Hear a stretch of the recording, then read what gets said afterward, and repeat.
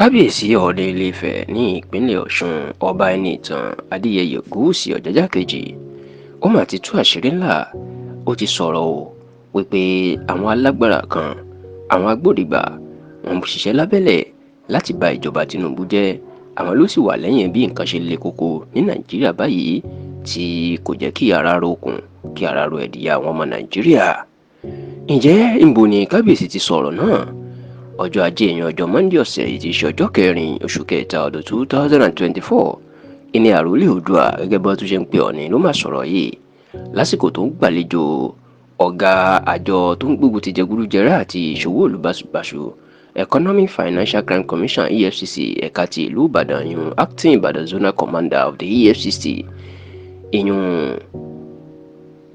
arábìnrin Halima Mustapha Rafau tó ṣàbẹ̀wò sí kábíyèsí láàfin ìlú Ilé-Ifẹ̀.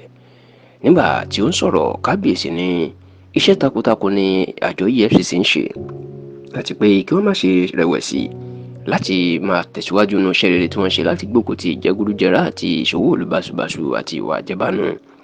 kábíyèsí wá tú àṣírí ó ní nígbà tí àjọ EFCC tí wọ́n ń ṣiṣẹ́ tí Bọ́lá Tinubu ìyàn ààrẹ orílẹ̀-èdè tó rán wọn láti máa mú àwọn tó ń ṣe pàṣípààrọ̀ dọ́là ìyàn àwọn bureau de change táwọn kó wọn káàkiri. ó ní ó jẹ́ ìyàlẹ́nu pé látìgbà náà ni owó dọ́là tó ń lọ sókè gègèrè ló mà ti ń wálẹ̀. ó ní ilé ìfihàn pé àwọn kan ló ń ba ìjọba Tinubu jẹ́, pé àwọn alágbára kan ló ń ba ìjọba Tinubu jẹ́. ó ní bí ò bá rí bẹ́ẹ̀ kí ló dé tó jẹ́ pásìkò tí wọ́n kó wọn kiri ní owó dọ́là wa ń wálẹ̀. ó léyìí fi hàn pé iṣẹ́ ibi tí wọ́n ń ṣe ló jẹ́ kí owó dọ́là máa lọ sókè. ó wá pàrọwà sí àjọ EFCC ó ní ká má ṣe jáwọ́ nínú iṣẹ́ rere tó ń ṣe, ká tẹ̀síwájú nítorí pé gbogbo ọmọ Nàìjíríà pàápàá ìtẹ́ Oòduà tó jẹ́ orísun gbogbo ọmọ Yorùbá ó wà lẹ́yìn wọn.